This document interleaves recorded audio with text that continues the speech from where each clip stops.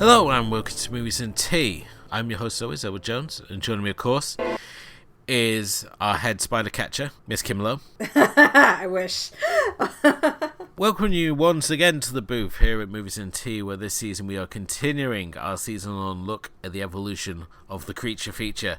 As tonight we move on to 1990? Yes. With Arachnophobia, a movie that, it's safe to say, scared the living hell out of me when it came out as a kid, and pretty much the same now. But it's going to be interesting to obviously see what Kim makes of this, coming to this one without the heavy lenses of nostalgia which I view this movie with. But the film itself sees a species of Venezuelan killer spider hitching a lift to the US, where it succeeds in breeding with a humble house spider to create a new strain of deadly spiders that wreak havoc on a small country town. At the same time, Jeff Daniels' doctors move to the town and soon has the moniker of Dr. Death when his patients start mysteriously dying. This is, as I said, a film directed by Frank Marshall. In his directorial debut, he would later go on to direct Congo and 8 Degrees Down, and features a story written by Don Jacoby, who is worked on the script with Wesley Strick, who is a name that probably really sort of resonated with the 90s, as he did scripts for Batman Returns, he did the Scorsese remake of Cape Fear, and as well as stuff like Wolf, which was pretty awful. But at the same time, you can see he's constantly been a regular feature within the Hollywood thing. He's done script doctoring for the likes of Face Off and Mission Impossible 2, and even now he's still out there doing scripts. He's currently working on The Man in the High Castle, and also recently did Doom and A Nightmare on Elm Street. So an interesting resume, to say the least, for Wesley Strick. But certainly with Arachnophobia, also known as The Fear of Spiders, this was the first film produced by Hollywood Pictures, who are one of the offshoots of Walt Disney, and it was released to positive reviews. It managed to turn a $53.21 million gross on a budget of $22 million. And I'm really interested to see what you make of this one, Kim, because as we've said on like our previous episodes, these films we've constantly seen move up the ante. Like, once we hit Alligator, we had a lot of craziness there. Wild Beast was just something altogether. And now we're once again back to killer spiders. I mean, we obviously did Kingdom of the Spiders from the 70s, and now we're here in the 90s doing another killer spider picture. But what was your sort of opening thoughts on Arachnophobia? I mean, Arachnophobia is a lot more along the lines of, the formula, I guess, of how American creature features basically are. At least that's how I feel about it. Because, it doesn't really take itself too seriously. It is kind of considered an American comedy horror. So it's not too bad. But it was really enjoyable because, one, it's really nice to be watching something where I recognize some of the people that are in it. At the same time, like when they do the spiders, this is a completely different league from Kingdom of the Spiders. Kingdom of the Skulls did not exist in my mind. Still doesn't in a lot of people's minds. So, yeah, no, Kingdom of the Spiders was, really toned down. It was a completely different league, obviously. This one is a lot more believable because it's, you're when you're using something that's kind of around a lot more, so you have like the household spider, it changes, I could see where it gets really terrifying because, it makes you wonder about the things around you a lot more. Like, what if the spiders around us did have that happen, right? Who knows, with all the stuff that's being imported and stuff like that. It's something that definitely could happen. So that's, like reality and fiction kind of merging together. But, I mean, if you were, like, the movie wasn't really, like, we were talking about, last time for Wild Beast, we were talking about how that movie was really gory. This one isn't really about the gore. It wasn't really that disgusting either. It just depends, like, how you feel about spiders. Yeah. It's the creepy element more than anything, I think. Like, because you can see the spiders, but, you know, like, you have kind of, like, that outside view of the whole thing, and you know impending danger when it's coming, but the people there don't. and that's kind of the joy of watching this film, I guess, because you just wonder what's going to happen and, like, how different things are happening to these people and whether they're going to figure it out and, you know, what's the end game, right? Yeah, I know what you're saying. I mean, this movie still makes me bloody anxious. There's something about, as I said, I'm not scared of spiders per se. I just have set areas where I like spiders to be. So for example, I don't like them in the bathroom or my bedroom, and certainly hate them when they're in the car. There's nothing worse when you're driving along and like the spider comes down. It's like, oh hey man, and it's like that. You will never clench so much. I almost crashed my car once because I had a spider come down with me, and like my hands like clenched up, and I was like driving straight forward. Ironically, to a gas station, so I was having my own like spider movie moment. But thankfully, it's one of those situations that only gets worse because you swerve, because your flight and response kicks in, which only makes the situation worse because the spider's obviously on a pendulum. So the situation only gets worse from that point. So. But yeah, this movie, as I said, when I first saw it, it absolutely terrified the crap out of me. And it was one of those movies that, when it first came on, I taped it off the TV, but the tape actually stopped, like, just before the ending. So the scene where we have the scientist go into the barn, and it's just, he's twings the spider web. It cut off at that point. And this is like back in the days, like prior to streaming or like just being able to have stuff like readily available to you. So I had to wait, I think, another 3 years for it to come back on TV again just to see how this one ended. It was good to see that it still held up, at least I think for myself. But as I said, it's one of those movies that I view with that lens of nostalgia, like the Goonies and whatnot. So I wasn't sure how someone like yourself, Kim, who's coming to this now, never having seen it before, would obviously take it, whether it would have the same sort of, like, it would ring the same. And certainly when I looked on Letterboxd, I rated it a lot higher than everyone else did, certainly. But I think, you know, I think that, you know, when you're talking about creature feature, if you're talking about big animals, you know, like we're talking about alligators and sharks and stuff like that, they're usually CGI, or, you know, they're CGI or they're practical effects, depending on when they're made. But when you're talking about little creatures like this, I don't believe, you know, like, I believe a lot of them are actually real.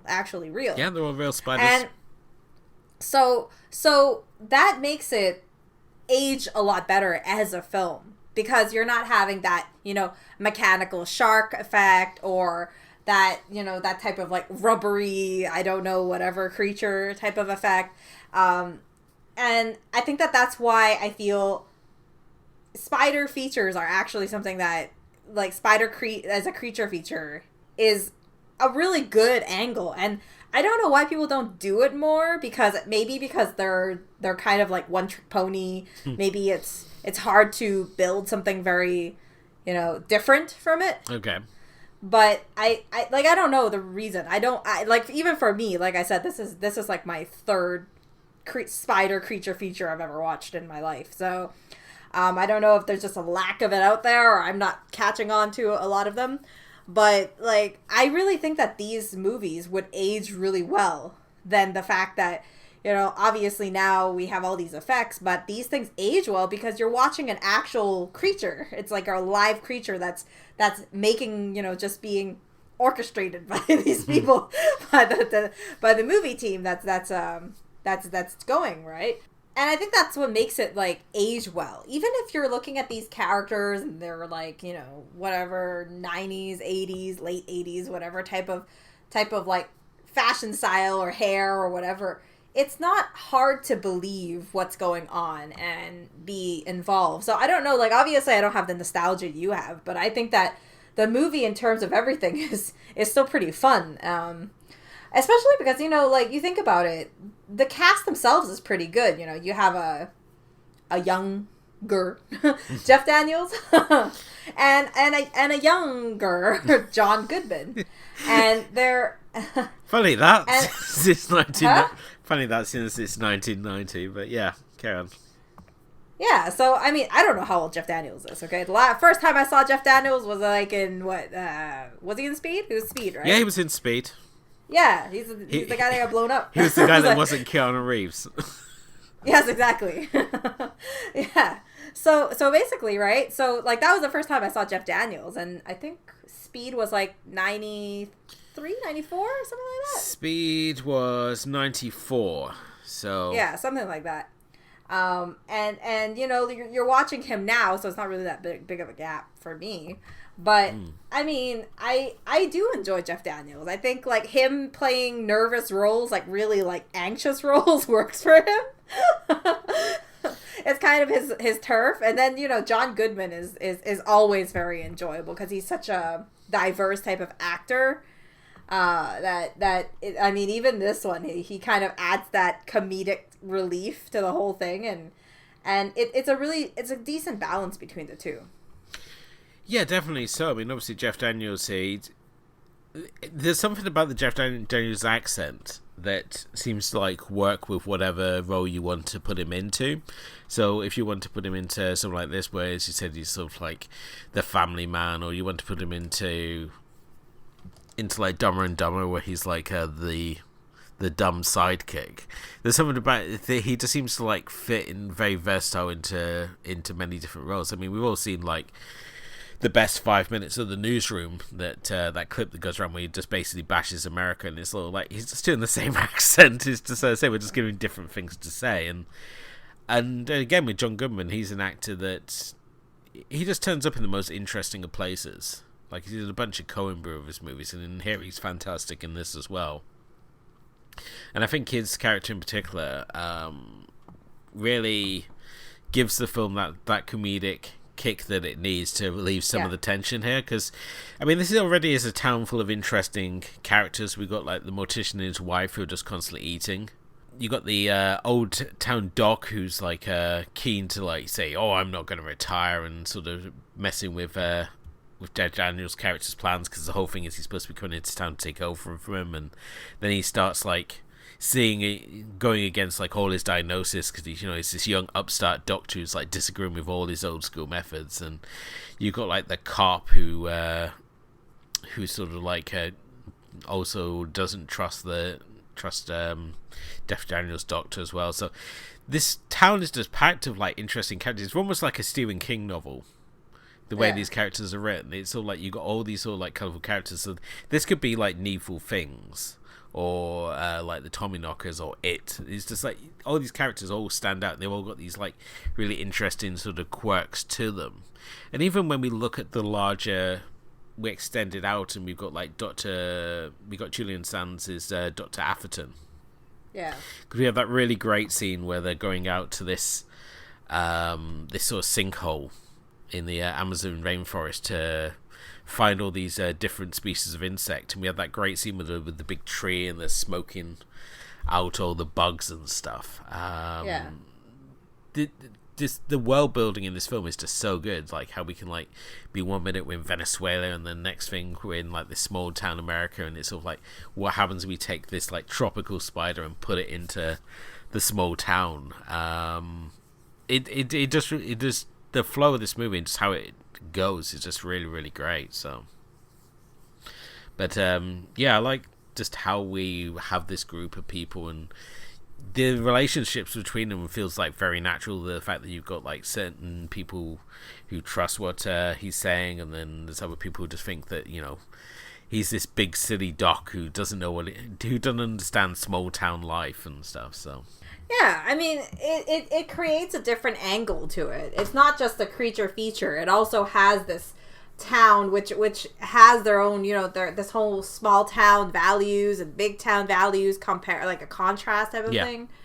And that kind of deepens these characters, gives them a little bit more life than I guess some of the previous films we've seen, because most of the previous creature features we've looked at, a lot of the characters are more, very one-dimensional.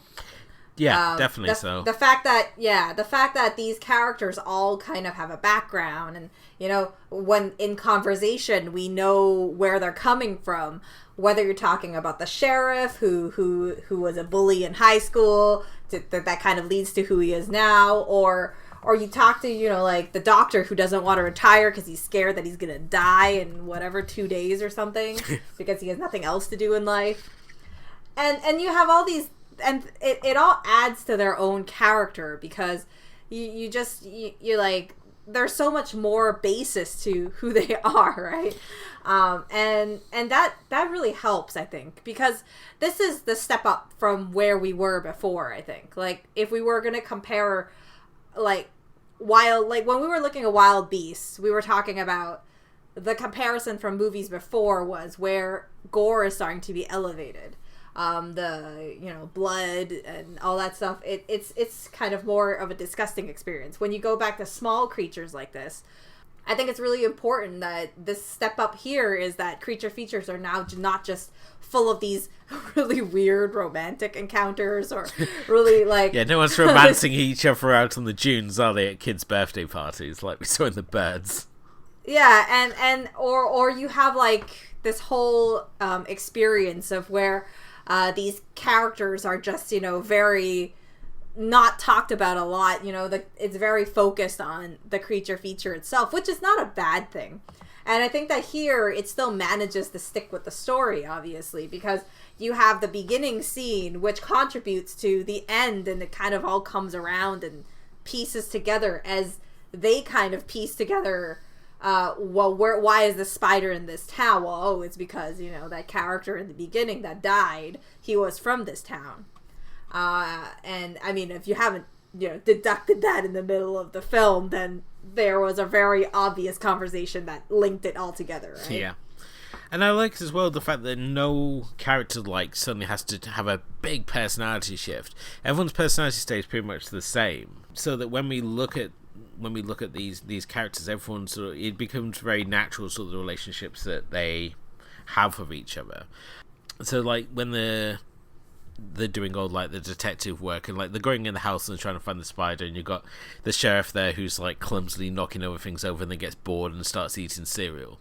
And then you have like, we obviously have John Goodman's Delbert, the exterminator, who's like kind of like an idiot but kind of knows his trade at the same time.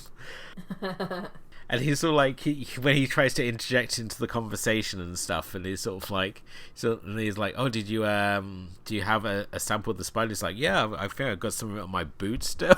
Or when he's like down in the wine cellar and she's talking about the doctor's like wine collection, he's like, oh, I collect rare beer cans myself. It's like the two things are comparable. And he's like, when he's like going through there and he's like trying to find termites, he's like, bad wood. And he's like, well, how do we call it? He's like, remove bad wood, put in good wood. John Goodman's just doing so much with like just these simple things, or like when he's doing that scene where he's like checking under the toilet for the spider and then just sits on the you see the spider like moving around and then he goes and sits on the toilet. It's just like these simple things that he does just so well. Yeah. And of course by the ending, he's just, when he goes in like full exterminator mode and he's like got the 2 flashlights and he's got the squirt guns and everything else, it's sort of like it just all comes together for him. So yeah, but that's the same thing, you know, like I really think the story is written really well when you look at it, because every single piece, even when we were talking about the house itself, right, they had that barn, and then, you know, obviously they didn't link it right away. We saw the whole web and the nest and stuff like that. And then you think that right away that misleads you to think that, oh, maybe, well, that's where it is. And then they're like, well, but that's not musty and damp, right? And then all of a sudden it comes together when we get to the end, and then the final scene is in the cellar. And then you realize why the wood there is like that. You know, like all of these things start making sense, and then they get put together. And I think it's a bit of like clever writing in that sense, where you might not connect the dots right away, but like when you think about it, like this is where everything is. Oh yeah, I totally agree with yourself. It just pieces it all together. So like by the time we get to the end, it's sort of like the marking out where all the different attacks are, and it's sort of like it's all like, oh, it forms this web, and it's like, what's in the middle there? And it's like, that's my house. And it's like, dun, dun, dun.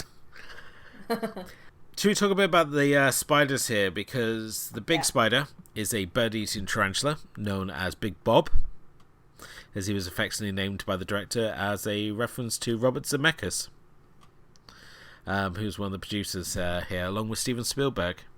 Who there's a scene with John Goodman driving the truck, and he was actually in the footwell giving Goodman directions, but nobody would ever know that he's there.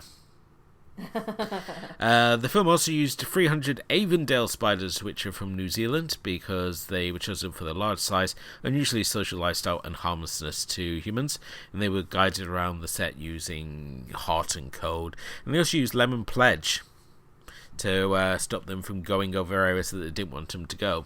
Whereas the big spiders, the things which make you really... those were articulated models, and they were actually created by Jamie Hyneman, who was on Mythbusters. If you watched that show, that means something to you, and if you didn't, then guess not.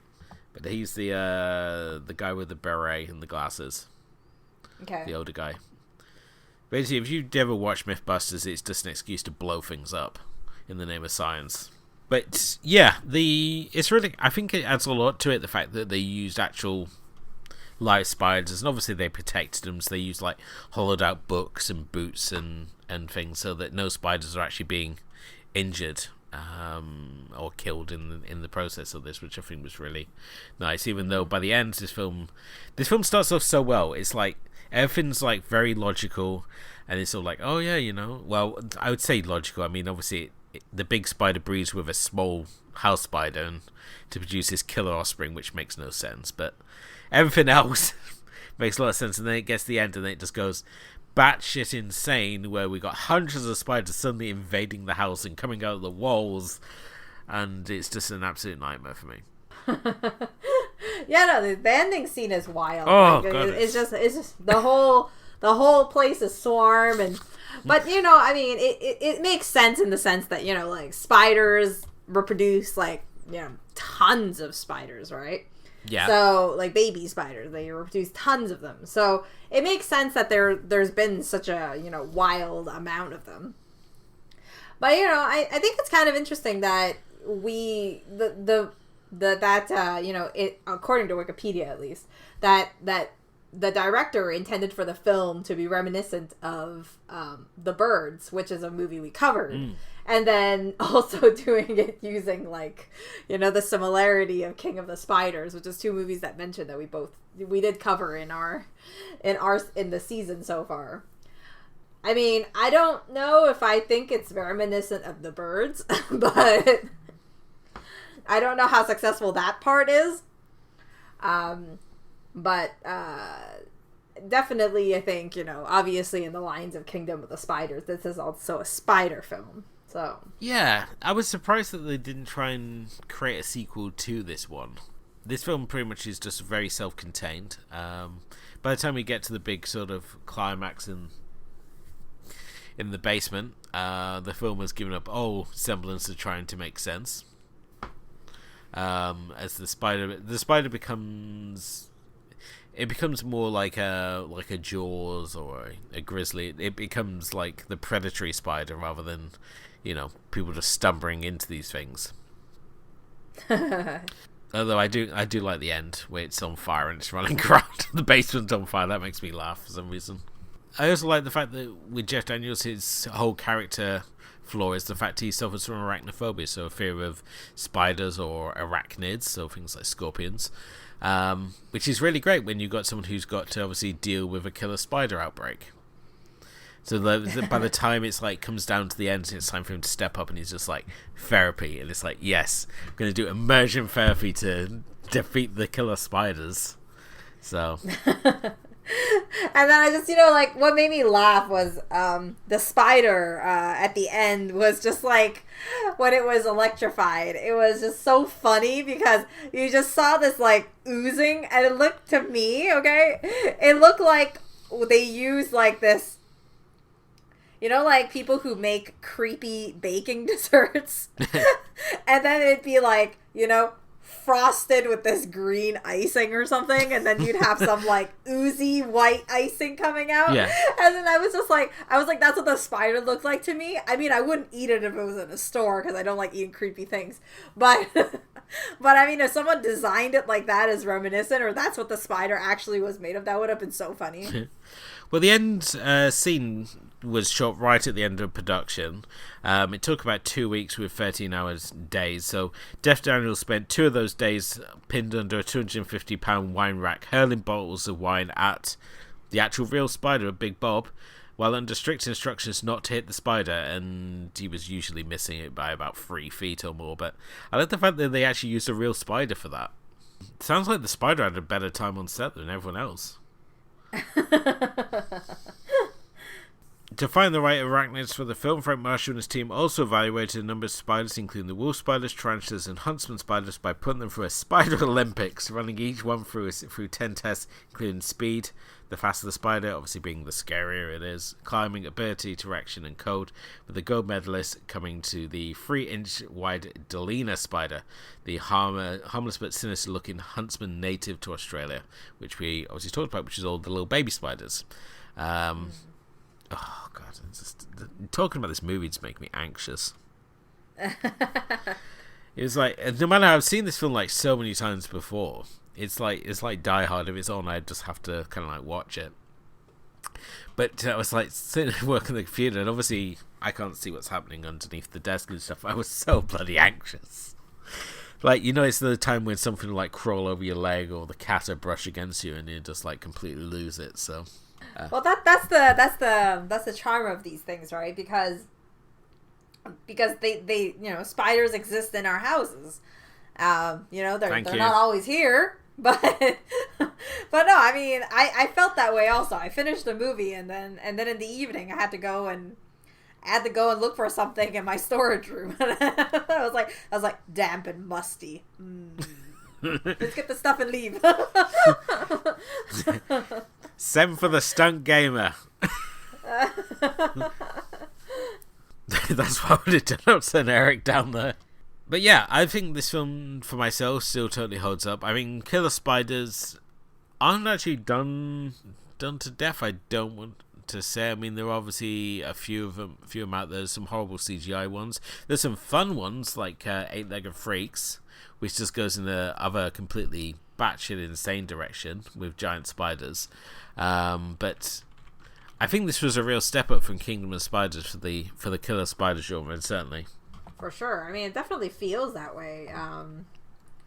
That this, they're such a, like, it's so much more engaging, I think. Like, it's not that Kingdom of the Spiders was bad or anything. It was a bit slow. Yeah. And I think there wasn't, it was more of, I guess it was a little bit more underwhelming, I guess, than the previous one, than this one, obviously. And but I mean, I don't know. I just think spiders aren't used enough. But then I don't know if I want them to do more. I mean, you would think that they would be used more, but I mean, obviously we got the first example of like the Killer Spider movie being like Tarantula back in 1955. We obviously, for our 50s episode, we opted to go with Giant Ants with Them, which I stand by. I still love. That's still a great rainy Sunday afternoon movie. And from there, I mean, we obviously have things like Air vs. the Spider, Giant Spider Invasion, Tarantula's Deadly Cargo in 1977. Which is also the same year as Kingdom of the Spiders. Yeah. We also have spiders. We have, kind of mutant spiders in the Mist in 2007. Ice Spiders, which was just awful. I think one of the more recent ones would probably be like it was like in 2000 that they had Eight-Legged Freaks. Yeah. And then after that, I think more recent was one that I heard was pretty decent, but I have never been able to watch or haven't been able to access it, was Big Ass Spider. Oh, really?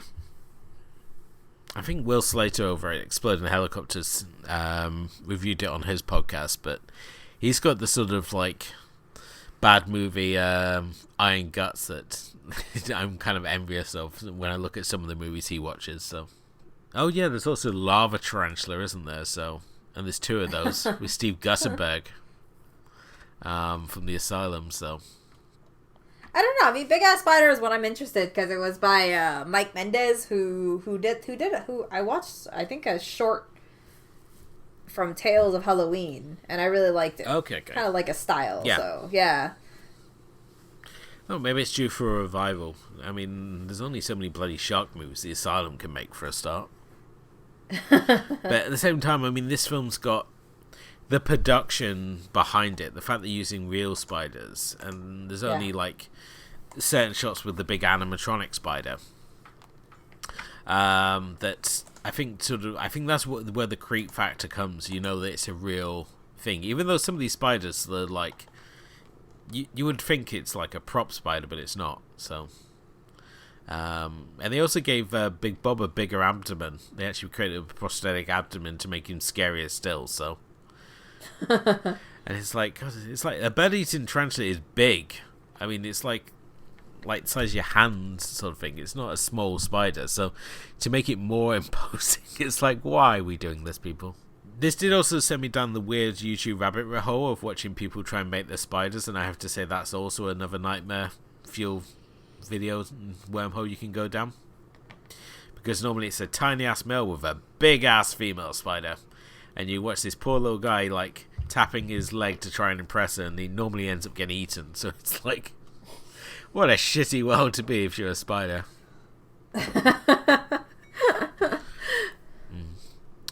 But the things on YouTube. This is the thing. I needed something to break up my youngest's obsession with watching bowling on there. So, or just to see what Culture Horror have to like. Watch the same 5 movies recommended by What Culture Horror.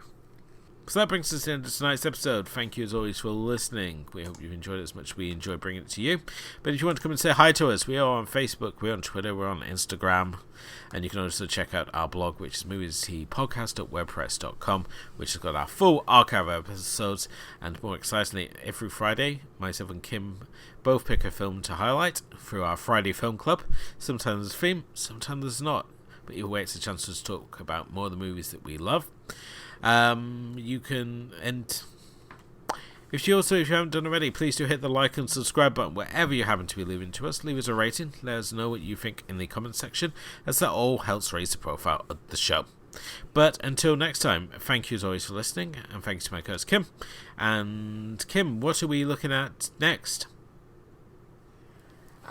We are going to the late 90s in 98 and watching Deep Rising, which according to IMDb is going to feature large-sized tentacled man-eating sea creatures. Another really exciting pick. So we're into like the real good stuff of this season now. I think once we hit alligator, it's just an upward spike for myself in like the creature content. We had the slight dip there with Kingdom of Spiders, but that's obviously coming up on our next episode where we'll get to talk about Deep Rising. But until then, thank you for listening, and we will be back very soon. Good night.